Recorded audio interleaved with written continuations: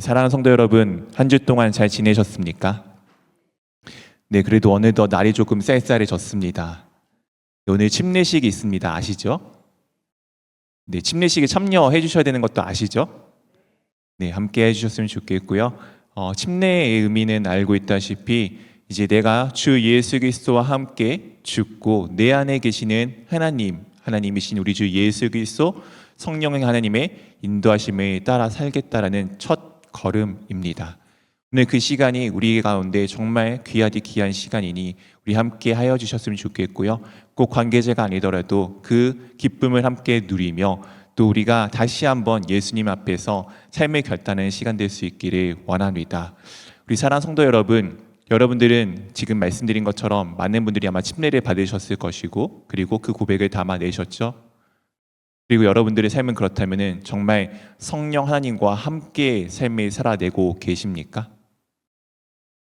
성령 하나님의 인도하심에 따라 살아가고 계십니까? 우리가 그런 삶들이 되기를 원합니다.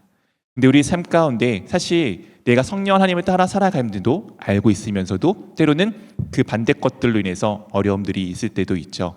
이것을 우리가 오늘 말씀을 통해서 어떻게 보고 어떻게 살아가는지를 조금 보기를 원합니다. 우리 한번 첫 번째 주제 같이 함께 읽어보도록 하겠습니다. 첫째, 육체와 성령의 갈등 속에 사는 삶. 말씀드린 것처럼 우리가 삶을 살아가지만 성령 하나님과 함께 살아가는 삶을 살아야 함을 알고 있습니다. 그럼에도 불구하고 여전히 우리는 그렇지 못한 삶들 가운데 갈등하며 어려워하며 힘들어하며 살아가는 것이 우리의 삶입니다. 그것이 잘못됐느냐? 오늘 성경에 다음과 같이 말씀하여 주고 있습니다. 갈라디아서 5장 16절 17절 한 절씩 번갈아 가면서 읽겠습니다. 내가 이르노니 너희는 성령을 따라 행하라. 그리하면 육체의 욕심을 이루지 아니하리라.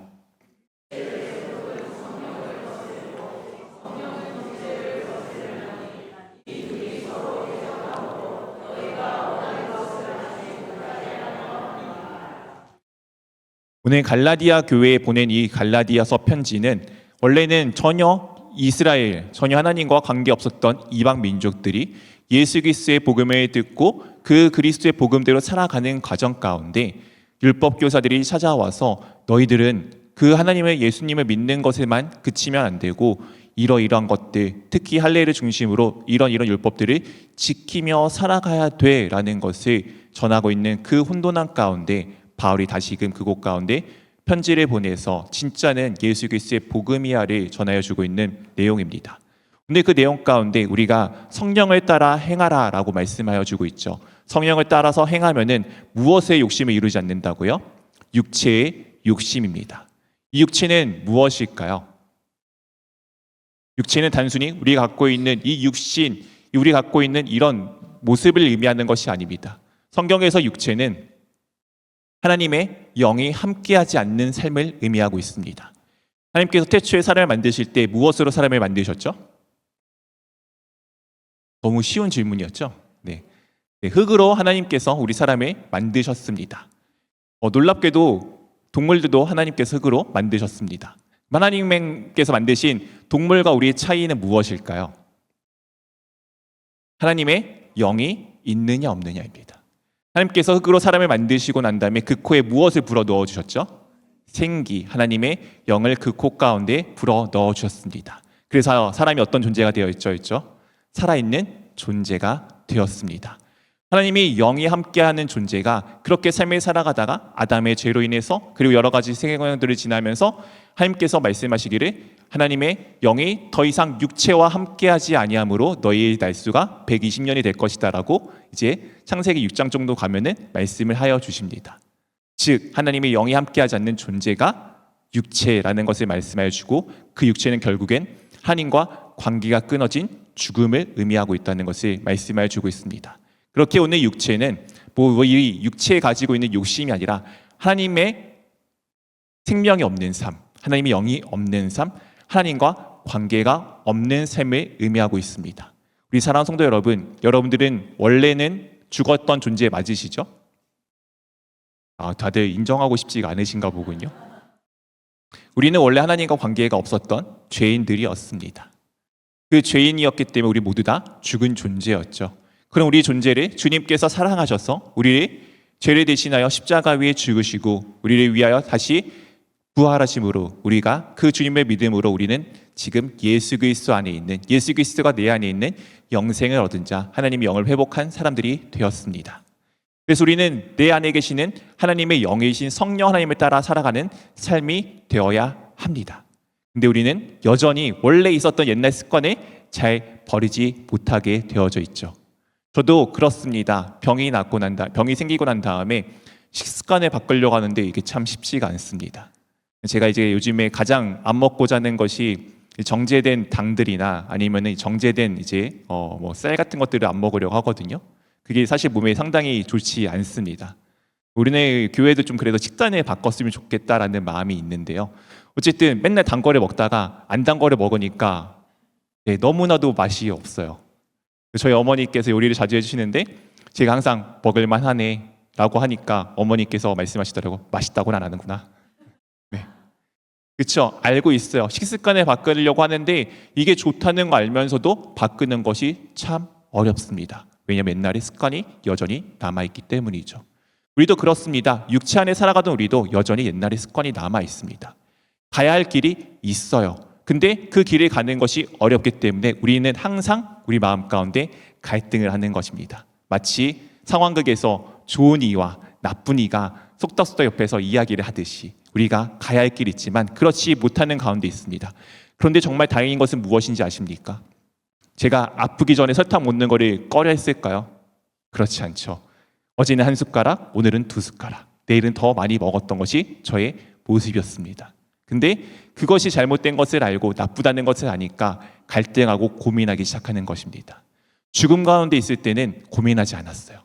죽음 가운데 있을 때는 이것이 바른 길인 거 알지도 못했기 때문에 고민하지 않고 그냥 살았는데 어느덧 내가 구원받은 자가 되니 이렇게 살아야 되는구나를 알게 되었습니다. 그래서 내 안에 성령 하나님의 인도하심과 여전히 내가 갖고 있었던 옛날의 습관을 가지고 갈등을 하기 시작하는 것입니다. 우리 여러분 삶 가운데 갈등이 있으십니까? 정말 귀한 일입니다. 원래는 갈등이 없었던 것이 맞으니까요. 오늘 그 갈등에 따라서 살아가는 삶이 성령과 육체는 각각을 거스린다고 말씀하고 있습니다. 아까 말씀드린 것처럼 설탕을 먹고 싶은 저와 먹으면 안 되는 저희가 갈등하는 것처럼 죽음 가운데 살아가는 삶과 생명 가운데 살아가는 삶이 갈등하는 것처럼 서로 다투고 있는데 결국에는 우리가 이 대적함으로써 주님께서 무엇을 이루신다고요? 너희가 원하는 것, 내 몸이 원하는 대로 살아가지 못하게끔 주님께서 인도하여 주실 것에 대해서 말씀하여 주고 있습니다. 정말 감사한 것이 무엇인지 아십니까? 갈등이 갈등에서 끝나는 것이 아니라 그 갈등을 통해 하나님께서 선하신 길로 우리를 지금도 한 걸음 한 걸음 한 걸음씩 인도하여 주고 계신다는 것입니다. 그렇다면 우리가 육체가 어떤 결과를 우리 가운데 가져오는지 살펴보기를 원합니다. 그 전에 우리 18절 말씀 한번 같이 읽어보도록 하겠습니다. 너희가 만일 성령의 인도하시는 바가 되면 율법 아래 있지 아니하니라. 성령 아래 살아가는 사람들은 율법 아래 그 죽음 가운데 있지 않다고 말씀하면서 육체와 그리고 성령에 대한 것을 나누기 전에 두 번째 주제 우리 한번 같이 읽어보도록 하겠습니다. 둘째, 육체의 정력을 따른 결과. 우리 사랑하는 성도 여러분, 여러분들 여전히 갈등이 있으시죠? 성령 안에 살아가는 삶과 그렇지 않은 삶에 대한 갈등이 있을 것입니다. 그것에 대해서 오늘 15가지 예를 바울이 다음과 같이 19절부터 21절 가운데 말씀하여 주고 있습니다. 우리 한 절씩 번갈아 가면서 읽겠습니다. 육체의 일은 분명하니 곧 음행과 더러운 것과 호색과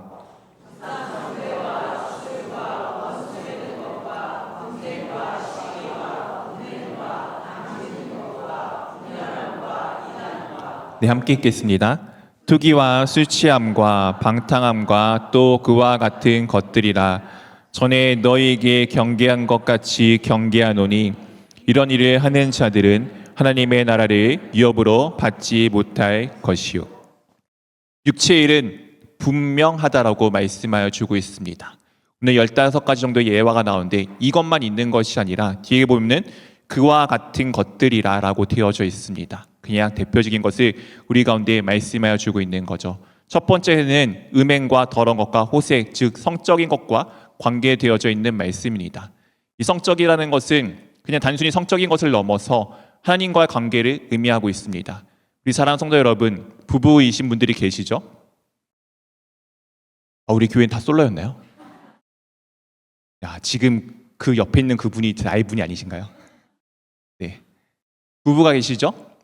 그 부부인 분들이 내 옆에 있는 짝이 혹시 다른 사람과 사랑을 나눈다면은 어떻겠습니까? 질투가 없으신가요? 네. 제 아내만 저를 죽인다고 합니다. 네. 그렇죠. 네. 그런 마음이 원래 맞겠죠. 오늘 이 내용은 그런 내용입니다. 부부 관계를 넘어서 하나님과 우리의 관계가 그렇습니다. 하나님과 우리 예수 그리스도 우리의 관계는 무엇입니까? 예수님은 우리의 신랑 되시고 우리는 신부입니다. 우리는 부부의 관계를 주 예수 그리스도와 맺고 있는데 우리가 다른 남자에게 눈을 판다면은 어떻겠습니까? 네, 우리 아내가 얘기한 것처럼 죽이고 싶겠죠. 근데 오늘 주님께서 우리가 그런 관계를 맺고 가는 가운데 이 음행과 더러운 것과 호색은 마치 부부관계가 그렇게 하는 것처럼 하나님과 우리 관계가 그렇게 깨어짐을 의미하여 주고 있는 것입니다. 이것을 통해서 다른 것들이 발생되어집니다. 우상 숭배가 되어지고요. 주술은 알고 있다시피 주문 같은 겁니다. 우리 사랑하는 성도 여러분, 혹시 주문을 외워보셨습니까? 열려라 참기 이런 거 안 해보셨나요? 기독교인들이 가장 많이 하는 주문이 무엇인지 아십니까? 열려라 참기 아닙니다. 주기도문입니다. 주기도문이 정말 좋은 기도예요. 주님께서 알려주신 기도이기 때문이죠. 근데 무슨 문제가 발생할 때마다 주기도문을 무슨 주문처럼 외우는 분들이 계십니다. 주기도문이 나쁜 거라고요? 아니요, 좋은 겁니다. 근데 주기도문을 주문처럼 외우는 그 행위는 좋은 것일까요? 우리가 그런 일들을 하는 것이 얼마나 많은지 모르겠습니다. 하나님과 원수가 맺어졌기 때문에 우리가 또한 옆에 있는 사람과 원수가 맺어지기 시작합니다. 그리고 분쟁이 일어나기 시작하죠. 그리고 서로 시기가 일어나고요. 분냄과 당짓는 것과 분열과 이단들로 발생이 되어집니다. 더 나아가 투기가 있고요. 술 취함은 알고 있다시피 술 취해보시면 아시겠지만 술이 어느덧 술을 사람을 먹기 시작합니다. 처음에 내가 술을 먹은 것 같은데 술이 나를 지배하고 내 삶을 다 좌지우지해버리는 상황들이 발생합니다. 그리고 방탕하면 그것을 넘어서 모든 일생들의 아무런 삶의 의미가 없이 그냥 허랑방탕하게 사는 삶들을 의미하는 것입니다. 이런 것들이 육체의 이름을 분명하게 말씀하여 주고 있습니다. 조금 요약하자면 그렇습니다. 내 마음대로 하나님 뜻과 관계없이 사는 것이 육체의 삶입니다. 이것이 우리 가운데 경계하여 준다고 하는데 왜 경계하여 주는 것입니까? 이런 일을 하는 자들은 무엇을 받지 못한다고요? 하나님의 나라를 유업으로 받지 못한다라고 분명 말씀하여 주고 있습니다. 하나님 나라가 뭔데요? 별로 중요하지 않는 것 같은데요? 라고 말씀하실지 모르겠지만 하나님 나라는 전부입니다. 우리 삶의 전부입니다. 생명이 여러분 가운데 있으십니까? 그 생명은 어디에 있습니까? 하나님의 나라 가운데 있습니다. 그 생명이 없다면은 우리가 이 세상에 살아가는 삶의 의미가 무엇이 있겠습니까? 오늘 그 생명을 하나님의 나라를 유업으로 받지 못할 것에 대해서 분명히 말씀하여 주고 있습니다. 오늘 이 육체의 일들은 참 놀랍게도 하나인 것 같아 보이지만 각각 다 제각기 엉망진창으로 정신없이 틀어져 있는 모습들을 우리 가운데 보여주고 있습니다. 그렇다면 우리는 어떻게 살아가야 될까요? 우리 세 번째 주제 한번 같이 읽어보도록 하겠습니다. 셋째, 성령의 인도하심에 따른 결과. 아까 이제 본 것은 육체의 정령에 따른 것은 일이라고 되어져 있습니다. 근데 오늘 성령의 인도하심에 따른 것은 열매라고 표현되어지고 있습니다. 우리 22절부터 23절까지 한 절씩 번갈아 가면서 읽겠습니다. 오직 성령의 열매는 사랑과 희락과 화평과 오래 참음과 자비와 양성과 충성과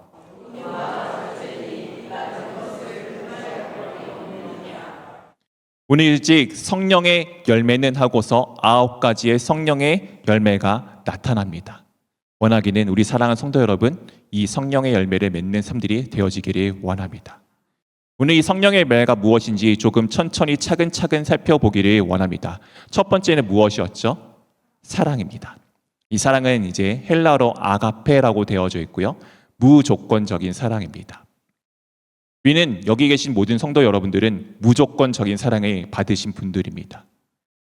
우리 주 하나님께서 우리와 원래는 지금 어떤 관계가 되어졌죠? 우리 아버지가 되기 전에 우리의 원수가 되었습니다. 이해하시죠? 하나님께서 자신의 형상을 만들어서 따라서 우리 사람을 만드셨습니다. 근데 우리 사람은 어떻게 했죠? 하나님께서 모든 것을 받은 그 하나님의 지난주 제 표현대로 하면 뒤통수를 때려버렸습니다. 원수가 되어진 거죠. 그럼 원수를 주님께서 어떻게 하셨죠? 하나님께서 우리를 버리셨습니까? 아니요. 우리를 변함없이 그 전과 똑같이 동일하게 사랑하여 주셨습니다. 여러분들은 사랑을 받은 존재입니다. 조건이 있는 사랑이 아니라 무조건적인 사랑. 그 사랑을 받은 존재가 여러분인 것을 알고 계십니까? 오늘 이 갈라디아서 오늘 말씀이 시작하기 13절 15절에 내 이웃을 내 몸과 같이 사랑하라라고 말씀하여 주고 있습니다. 내 이웃을 내 몸과 같이 사랑하라. 내 이웃을 내 몸과 같이 사랑하기 전에 가장 먼저 사랑할 것은 무엇입니까? 내 자신입니다. 어떻게 내가 내 자신을 사랑할 수 있을까요? 하나님이 나를 얼마나 사랑하신지를 알면은 나를 사랑할 수 있게 됩니다. 또한 조금 더 나아가 당부드리자면은 그렇습니다. 여러분 자신을 먼저 사랑하지 않고 누군가를 사랑하려고 하지 마십시오. 그것은 가식이고 그것은 때로는 허례허식입니다. 그런 분들이 계십니다. 밖에 나가면은 세상 좋은 호인이에요. 이와 같이 좋은 분들이 없어요. 근데 집안에서는 누구보다 힘들고 누구보다 깽판을 치는 사람들이 가끔씩 있습니다. 제 얘기라고 말씀드리는 거 아니에요. 우리가 보통은 가까운 사람한테는 막대합니다. 근데 저기 멀리 누군가에게는 잘하는 사람들이 있습니다. 순서가 바꾸어져야 됩니다. 가장 가까이 있는 존재부터 잘해 나가는 겁니다. 우리 주님께서 가장 가까이 있는 우리에게 가장 귀하게 여기셨습니다. 그래서 이 세상에 그렇게 사랑하셨던 것입니다. 여러분들이 얼마나 사랑받는 존재인지를 알게 된다면 자연스럽게 그 사랑이 누군가에게 흘러가게 되어져 있습니다. 두 번째는 무엇이죠? 네, 희락입니다. 이것은 기쁨과 관계되어져 있습니다. 우리 사랑하는 성도 여러분, 기쁘십니까? 여러분 혹시 죄송하지만 저희 상황이면 기뻐하실 수 있으시겠습니까? 네, 아무도 기뻐하실 수 없는가 보군요. 우리 문 목사님 아까 이제 말씀하셨죠? 아주대 이제 선배님께서는 감사하게도 완치가 되셨습니다. 아시죠? 네, 저도 그래서 오늘 아주대 후배님께서 완치될 것을 믿습니다. 네, 또한 목회적 후배인 제가 또 완치되기를 기대하고 나아갑니다. 이 기뻐한다는 것은 어떤 의미면요, 주 예수 그리스도 안에서 기뻐하는 것입니다. 예수 그리스도는 결국 궁극적으로 우리를 가장 좋고 아름답고 선한 길로 인도하실 것입니다. 주님이 나를 사랑하신 것을 알잖아요. 무조건적인 사랑을 주신 것을 알잖아요. 그럼 그분이 나에게 어떤 좋은 것을 줄지를 알고 있기 때문에 항상 기뻐할 수 있는 것입니다. 상황이 기뻐서가 아니고요, 환경이 좋아서가 아니요, 상황과 환경이 어떠하든 기뻐할 수 있는 것이 이 희락의 의미입니다. 그 다음은 무엇입니까? 화평입니다. 화평은 예수 그리스도가 나를 구원하여 주신 그 사랑을 알기 때문에 하나님과 나의 관계가 다시 회복되어짐을 아는 것에서 시작됩니다. 즉 평화가 주어지는 거죠. 이 평화가 주님과 관계가 화평하게 회복이 되어짐으로써 옆에 있는 사람과들도 함께 회복이 되어지는 것을 의미하여 주고 있습니다. 우리는 그 평화가 있기를 원합니다. 우리 교회는 세상에 그 평화를 전할 줄 아는 존재가 되어져야 합니다. 여러분들이 하나님과 관계가 그렇게 회복되어졌기 때문이죠. 다음은 오래 참음입니다. 우리 사랑하는 성도 여러분, 인내심이 좀 있으십니까? 한국인은 사실 빠름을 좋아해서 인내심이 별로 없습니다. 저도 그렇게 많은 것 같지는 않습니다. 이 오래 참음은 무엇입니까? 하나님께서 나를 사랑하시고 그분이 나에게 기쁨의 이유가 되시고 그분이 나에게 평화를 주신 것을 알고 있기 때문에 그분이 놀랍고 아름답고 선하신 그 길로 나를 인도하여 주셔서 하나님의 약속이 이루어질 것을 참고 기다릴 줄 아는 것입니다. 내가 그냥 마냥 기다리는 것이 아니라 하나님께서 이날에 놀라운 일을 주실 것을 알고 믿고 기다리는 것입니다. 제가 회복이 될 것을 믿고 있을까요? 안 믿고 있을까요? 네, 감사합니다. 저는 믿고 있습니다. 우리 주 예수 그리스도께서 회복될 것을 믿고 있기 때문에 매일매일 하루의 삶들이 때로는 어렵고 힘듭니다. 오늘도 힘이 좀 없어서 다리 걸음이 갈지자로 왔다 갔다 할 때도 있는데 그래도 저는 그럼에도 불구하고 견뎌내는 것입니다. 왜냐하면 주님이 언젠가 반드시 회복시켜 주실 것을 믿고 있기 때문이죠. 우리 사랑하는 성도 여러분, 그러니까 그 하루를 견뎌내는 것입니다. 우리 그 날들을 견뎌낼 수 있는 것입니다. 내가 그냥 견디는 것이 아니라 하나님의 약속이 있기 때문이죠. 그 다음은 무엇입니까? 자비입니다. 우리 사랑하는 성도 여러분, 사실 우리가 하나님과 관계에서는 잘 기다려요. 근데 옆에 있는 누군가 관계에서 기다리기가 쉽습니까? 쉽지 않죠. 특히 우리 부모님들, 자녀들 잘 기다리실 수 있으신가요? 네. 네, 우리 제 몇몇 분의 어머님의 표정을 봤습니다. 자녀들 잘하세요. 그렇죠? 우리 자녀들 기다리는 게 참 쉽지 않죠. 근데 이 자비는 그 기다림과 좀 관계가 되어져 있습니다. 하나님께서 우리를 어떻게 하셨죠? 참아주셨어요. 얼마나 우리가 하나님께 못되게 굴었습니까? 근데 그런 하나님께서 우리를 버리셨나요? 끝까지 기다려 주셨죠. 그 하나님의 자비하심으로 우리를 기다려 주셨습니다. 우리는 그렇기 때문에 하나님께서 나에게 베푸신 그 자비를 알고 있기 때문에 누군가를 향해 하나님의 그 인내하심을 가지고 누군가에게 그 선하고 자비함을 베풀 수 있게 되어지는 것입니다. 더 나아가 그 사람이 필요한 것을 찾아서 줄 수 있는 것이 이 자비입니다. 다음으로는 양선입니다. 양선은 무엇일까요? 네, 요즘에 잘 쓰지 않는 말입니다. 선하다라고 하면 조금 더 이해가 편할 것 같습니다. 이 선하다는 것이 무엇일까요? 우리 사랑하는 성도 여러분, 여러분들은 좀 선하십니까? 네, 착하신 분이 없으신가요? 우리 보통 한국 사람들 생각하면 나는 다 착하다고 생각합니다. 아니신가 보네요. 네, 우리는 조금 착한 사람들이 되어졌고 그렇게 나아가기를 원합니다. 이 선함이란 것은 정확하게 이야기하자면은 하나님의 성품을 닮아서 적극적으로 하나님의 뜻을 이루는 행위입니다. 하나님의 성품을 닮아서 적극적으로 하나님의 뜻을 이루는 것입니다. 사실 선이란 기준은 각각 위치마다 다 다릅니다. 이제 저는 몰랐는데 우리나라 이렇게 하면은 승리란 뜻이잖아요. 이렇게 뭐 하면서 나중에 혹시 가실 기회가 있으시면은 저도 몰랐는데 나중에 한번 선교사한테 여쭤보면 좋겠는데 튀르키예에서 이렇게 하면 안 된다고 합니다. 욕이라고 하더라고요. 네, 그래서 어떤 유튜버가 그 모스크에서 사진 찍으면 이렇게 하니까 알려주더라고, 하지 말라고. 우리한테는 좋은 의미인데 그게 그곳에서는 욕이 될 수가 있습니다. 선이라는 것은 참 장소나 환경이라 다 다르지만 진짜 선은 무엇입니까? 우리 주 하나님께서 선하십니다. 즉 진짜 선은 무엇입니까? 하나님의 뜻을 이루는 것입니다. 근데 이 양선은 내가 그냥 하나님의 사랑을 받았어, 내가 이래서 이런 사람이 되는 거야를 넘어서서 하나님의 성품을 닮아서 하나님의 그 뜻을 이루는 것을 의미하는 것입니다. 우리 하나님께서 가장 귀하게 여기셨던 것은 무엇입니까? 우리 한 명 한 명의 생명입니다. 그 생명을 살리시기 위해서 무엇을 내어주셨죠? 이 세상에 있는 그 무엇보다 가장 귀하신 독생자이신 예수 그리스도를 내어주셨습니다. 옆에 있는 누군가가 회복되어지는데 1, 200만 원, 몇 천만 원, 몇 억이 들어가든 그것이 무엇이 아깝겠습니까? 그 한 생명이 살아나는 것에 어찌 비할 수가 있겠습니까? 오늘 침례가 있습니다. 이 침례는 그런 의미가 담겨져 있는 날이에요. 그렇게 우리가 이 날을 기뻐하고 즐거워하는 것은 너무나도 당연한 일입니다. 왜냐하면 하나님의 그 귀하신 생명을 살리시는 날이고 우리가 그 일들을 행하며 나아가야 하기 때문입니다. 다음으로는 믿음입니다. 믿음은 우리가 주를 향한 믿음이 아니고 여러분들이 향한 믿음입니다. 우리 사랑하는 성도 여러분, 여러분들은 믿을 만한 분이 되어지시기를 부탁드립니다. 우리 하나님은 믿을 만한 분이시잖아요. 우리 하나님은 말씀하신 바를 다 이루신 분 아니십니까? 우리가 알고 있다시피 예수 그리스도도 성령 하나님도 하나님의 말씀이신 성경을 따라 하나님의 말씀을 이루시기 위해 살아오셨고 살아내셨고 살아가셨습니다. 하나님께서는 말씀하신 바를 지금도 이루시고 지금도 완성해 가고 계십니다. 그 말씀을 단 한 번도 버리지 아니하셨습니다. 그렇기에 우리 주 하나님은 신실하신 믿을 만한 분이 되셨죠. 여러분들도 그런 존재가 되기를 원합니다. 이 믿음은 그렇게 주님 안에서 신실함으로 살아감으로써 신실하게 성실하게 살아가는 삶들을 의미하고 있습니다. 여러분 삶 가운데 주어진 각자의 역할들이 있으십니다. 때로는 부모의 역할, 때로는 자녀의 역할, 나가서는 사회에서 각자 지위들이 있고 교회 안에서 수많은 맡은 역할들이 있으실 것입니다. 그 역할들에 충실하게 행하십시오. 그 역할들을 누구보다 주님 앞에 이루듯 충실하게 행하십시오.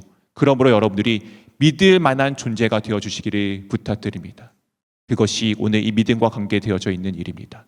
다음은 온유입니다. 우리 사랑하는 성도 여러분, 우리가 흔히 온유라면은 조금은 착각합니다. 뭔가 조금은 부드러운 사람, 뭔가 조금은 여린 사람. 성경에서 지상에서 가장 온유한 사람을 누구라고 말씀하여 주고 있었죠? 모세입니다. 이 모세가 온유하다고 이야기했을 때가 언제인지 아십니까? 네, 이방 여인을 취하여서 있을 때였습니다. 참 이상한 일 아닙니까? 뭔가 잘못한 일을 가지고 있는 상황 가운데 보이는 것 같을 그때 하나님께서 모세를 누구보다 온유하다라고 말씀하여 주셨습니다. 그렇다면 성경에서 말씀하는 온유는 이 세상에 말하는 온유와는 다른 것일 것입니다. 진짜 온유는 무엇인지 아십니까? 주님 안에서 길들어진 부드러운 힘입니다. 내 힘과 내 능력으로 살아가는 것 아니에요. 모세 아시잖아요. 처음에는 자신의 능력으로 힘으로 모든 것 살려고 해서 사람도 죽여버리고 누군가 가서 재판도 했던 사람입니다. 그가 어느덧 세월이 흐르고 그의 힘이 빠지고 나서 오직 하나님만 의지하는 삶이 되었습니다. 이것이 온유입니다. 우리 사랑하는 성도 여러분, 여러분들은 온유하십니까? 정말 주 하나님의 말씀에 순종하며 그 말씀에 길들여서 그 말씀에 따라내고 살아가는 삶들이 되어지고 계십니까? 우리는 그런 온유한 사람이 되기를 원합니다. 마지막으로는 절제입니다. 이것은 성령님께서 주시는 그 힘을 통해서 자신의 삶에 절제할 줄 아는 것입니다. 우리 사랑하는 성도 여러분, 절제가 참 때로는 중요합니다. 우리가 아까 초대에 말씀드린 것처럼 주 예수 그리스도 안에서 내가 바른 일을 한다고 생각해서 막 나가다 보면 어느덧 하나님은 저 뒷전에 있고 나 혼자 뛰어갈 때가 있어요. 진짜 중요한 것은 무엇인지 아십니까? 때때마다 멈춰서 내가 주님과 함께 동행하는지를 살펴보는 것이 중요합니다. 이 절제까지, 이 모든 9가지 열매가 여러분 삶 가운데 있으십니까? 이 9가지 열매는 놀랍게도 하나입니다. 성령의 열매 한 단어로 되어져 있습니다. 복수가 아니고 한 가지입니다. 사랑으로 시작해서 마지막 절제까지 하나씩 여러분 삶 가운데 조금씩 그 열매가 아름답게 맺혀져 가듯 그것들이 맺혀지기를 원합니다. 추수의 때 처음부터 쌀 곡식이 익는 거 아니잖아요. 작은 시종부터 걔가 모가 되어지고 시간이 지나고 자라면서 그 모든 것이 마지막에 열매를 맺어지듯 여러분 삶 가운데 이 모든 열매가 맺어지기를 원합니다. 근데 우리가 이 모든 열매를 다 맺을 수 없죠. 우리 현실상 불가능할 수가 있을 것입니다. 그럼 우리 가운데 어떤 마음으로 살아가야 되느냐? 우리 24절부터 26절까지 한 절씩 번갈아가면서 읽겠습니다. 그리스도 예수의 사람들은 육체와 함께 그 정욕과 탐심의 십자가에 못 박았느니라.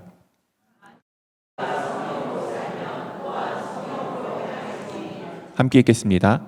헛된 영광을 구하여 서로 노엽게 하거나 서로 투기하지 말지니라.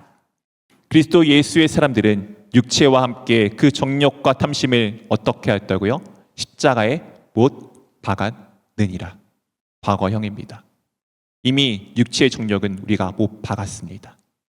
여전히 우리 가운데 꿈틀꿈틀 움직이고 살아있는 것 같아 보이지만 그 육체의 정욕은 이미 죽어버린 것입니다.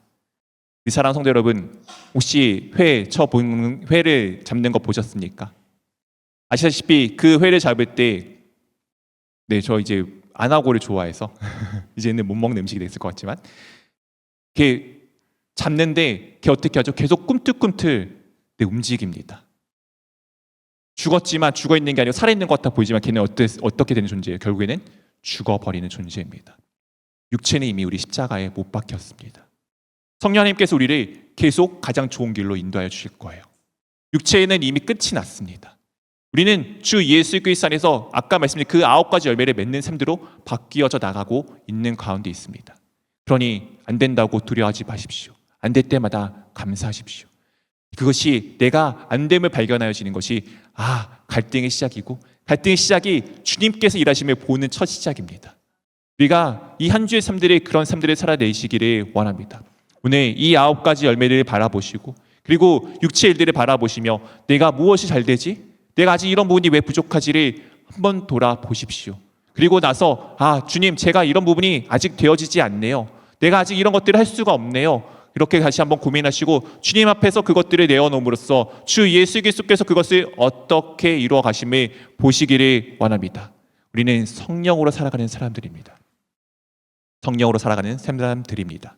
그 성령의 인도하심에 따라 오늘도 이 한 주도 주님 안에서 살아가는 삶이 되어지기를 주님의 이름으로 축원드립니다.